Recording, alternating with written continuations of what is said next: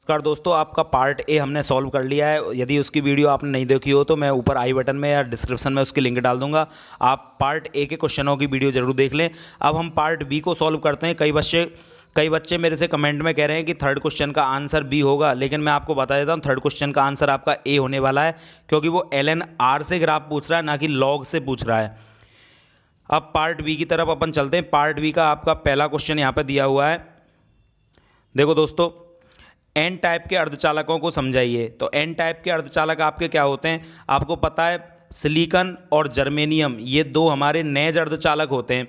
जब इनमें हम ग्रुप नंबर 15 यानी कि फास्फोरस, आर्सेनिक इत्यादि की अशुद्धियों को मिलाते हैं, तो इत्यादि की अशुद्धियों को मिलाने पर एक वर्ग संख्या 14 के तत्व हैं ये, इनके पास 4 संयोजकता इलेक्ट्रॉन होते हैं और ग्रुप नंबर 15 के पास 5 संयोजकता इलेक्ट्रॉन होते हैं।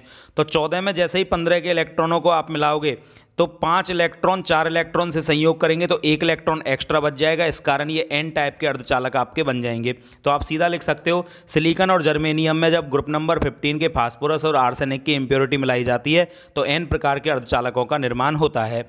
अगला क्वेश्चन है आपका अनुचुंबकत्व तथा प्रतिचुंबकत्व को समझाइए। तो अनुचुंबकत्व वे पदार्थ होते हैं जो कि चुंबकीय बल रेखाओं को दुर्बल रूप से अपनी ओर आकर्षित करते हैं। इनमें अयुग्मित इलेक्ट्रॉन पाए जाते हैं। प्रतिचुंबकीय जो चुंबकीय बल रेखाओं को दुर्बल रूप से प्रतिकर्षित करते हैं और इनमें अयुग्मित इलेक्ट्रॉन जो होते हैं वो नहीं पाए जाते हैं, यानी सभी इलेक्ट्रॉन युग्मित होते हैं। अगला क्वेश्चन है आपका 5 ग्राम NaOH को जल में घोलकर बनाए गए 250 ml विलयन की मोलरता ज्ञात कीजिए। दोस्तों, यदि किसी ने सुबह का पेपर देखा होगा तो वो एक बार ये जरूर कह रहा होगा कि बहुत अच्छा रहा यदि मैं ये पेपर देख गया, क्योंकि ये क्वेश्चन और इससे नेक्स्ट वाला क्वेश्चन जो प्रोटीन वाला है एज इट इज उठकर आए। बस यहाँ पर सुबह मैंने जो सॉल्व करवाया था उसमें यहाँ पर 500 ml लिखा हुआ है, आप वीडियो को जाकर देख सकते हो, और यहाँ पर 500 की जगह 250 दे दिया है बस। तो देखो 5 ग्राम NaOH है, इसमें सीधा फॉर्मूला लग जाएगा आपका मोलरता इज इक्वल टू, तो 5 इंटू ऊपर 1000 हो जाएगा क्योंकि ml में दिया हुआ है, नीचे NaOH का मोलिकुलर वेट 40 और इंटू में आपका 250 आ जाएगा। अब आप यहाँ से इसको कट कर दें, 4 बार ये गया, इसका 10 बार और आपका 0.5 इसका आंसर आ जाएगा। तो ये आपकी मोलरिटी यहाँ पर कैलकुलेट हो गई, बिल्कुल as it is same question उठकर आ गया है। नेक्स्ट क्वेश्चन हम देखते हैं यहाँ पर। ये क्वेश्चन तो एज इट इज वो के वही क्वेश्चन आ गया जो हमने सुबह आपको सॉल्व करवाया। आप चाहे तो उस पेपर को खोलकर देख लीजिए, ये question as it is repeat आपका हुआ है। क्वेश्चन कह रहा है एक प्रोटीन के 300 ml जलीय विलयन में 1.25 ग्राम प्रोटीन है। तो बिलियन कितना है हमारा, यहाँ पर B बराबर दे रखा है 300 ml, और 300 ml है तो इसको 0.3 लीटर भी आप कह सकते हो। फिर इसके बाद 1.25 ग्राम यहाँ पर हमारे पास क्या दे रखा है प्रोटीन, तो बिले की मात्रा कितनी हो गई 1.25 ग्राम।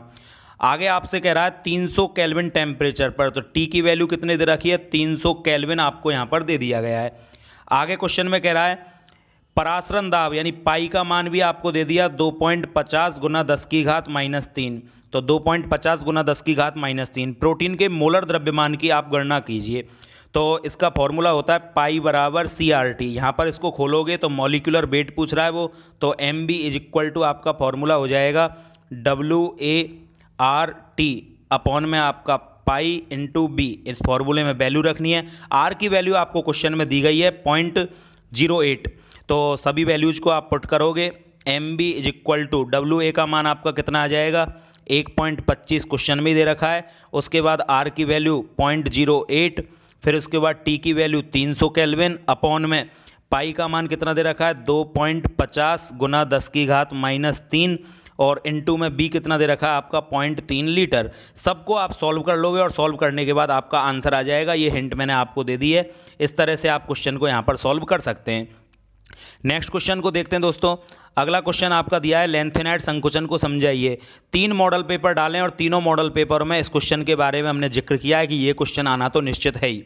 तो लेंथेनाइड संकुचन के बारे में मैंने आपसे बताया था कि 4F कक्षकों की जो साइज होती है वो बड़ी होती है, इस कारण उनका परिरक्षण प्रभाव थोड़ा ज़्यादा कम लगता है, और परिरक्षण प्रभाव कम लगने के कारण नाभिकीय आकर्षण बल का मान बढ़ जाता है। नाभिकीय आकर्षण बल का मान बढ़ने के कारण जो साइज है वो कम होती चली जाती है, और इसका प्रभाव ये होता है कि 4D और 5D श्रेणी के तत्वों का आकार लेंथेनाइड संकुचन की वजह से लगभग बराबर हो जाता है। अगला क्वेश्चन है आपका M+2 Z बराबर 25। तो Z बराबर 25 किसके लिए होता है, मैग्नीज के लिए, जिसका इलेक्ट्रॉनिक विन्यास होता है आपका 3D5 4s2। अब कह रहा है प्रचक्रण मात्र m+2, तो +2 का मतलब 2 इलेक्ट्रॉन कैंसिल हो गए, तो कितने बचे 5 इलेक्ट्रॉन। अब पांचों इलेक्ट्रॉन आपके कैसे हैं, अनपेयर्ड, क्योंकि 5 कक्षकों में 5 इलेक्ट्रॉन आ जाएंगे। अब यहाँ पर चुंबकीय आघूर्ण निकालना है, तो फॉर्मूला क्या होता है, म्यू बराबर √n+2 बोर मैग्नेटॉन, ये इसका फॉर्मूला है। अब n की वैल्यू आप यहाँ पर पुट करोगे तो n की वैल्यू कितनी आ जाएगी 5, और 5 + 2 तो √35 इसका आंसर आएगा, जिसका 5.9 बोर मैग्नेटॉन इसका आंसर हो जाएगा। तो 5.9 बोर मैग्नेटॉन इसका आंसर होने वाला है। अगला क्वेश्चन है आपका, प्रोपेनेल तथा प्रोपेनॉन में विभेद करने के लिए टॉलेंस अभिकर्मक का यूज कीजिए आप। तो आपको पता है दोस्तों टॉलेन अभिकर्मक क्या होता है, अमोनिया युक्त सिल्वर नाइट्रेट के विलयन को टॉलेन अभिकर्मक कहा जाता है। जब प्रोपेनेल से आप इसकी अभिक्रिया करवाओगे तो एल्डिहाइडों के साथ ही अभिक्रिया कर लेगा और 2Ag मॉलिक्यूल यहाँ से बाहर निकलेंगे, 4 NH3 मॉलिक्यूल बाहर निकल जाएंगे और प्रोपेनेल आपका कार्बोक्सिलेट आयन में कन्वर्ट हो जाएगा, यानी कि CH3C डबल बॉन्ड O-, एक सेकेंड, यहाँ पर प्रोपेनेल है 3 कार्बन का, तो CH3CH2C डबल बॉन्ड O-, इसमें कन्वर्ट हो जाएगा और 2 चांदी के मॉलिक्यूल निकलेंगे जो रजत दर्पण का निर्माण करते हैं। तो प्रोपेनेल टॉलेंस रिएजेंट के साथ क्रिया कर लेगा, लेकिन प्रोपेनॉन ये अभिक्रिया नहीं देता, क्योंकि कीटोन टॉलेन अभिकर्मक, सिफ अभिकर्मक, बेनेडिक्ट विलियन इनके साथ क्रिया नहीं करते हैं। अगला क्वेश्चन है आपका CH3CN2H2O। तो सबसे पहले यहाँ पर आंशिक जल अपघटन करवाना है आपको CH3C ट्रिपल बॉन्ड N का। जल अपघटन आप करवाओगे तो पहला A कंपाउंड आपका बनेगा, देखो फर्स्ट बॉन्ड टूटेगा तो CH3C डबल बॉन्ड OOH, ये तो आपका A हो जाएगा। अब इसमें आपको NH3 ऐड करना है, तो NH3 ऐड करते ये आपका बन जाएगा CH3C डबल बॉन्ड O और ONH4।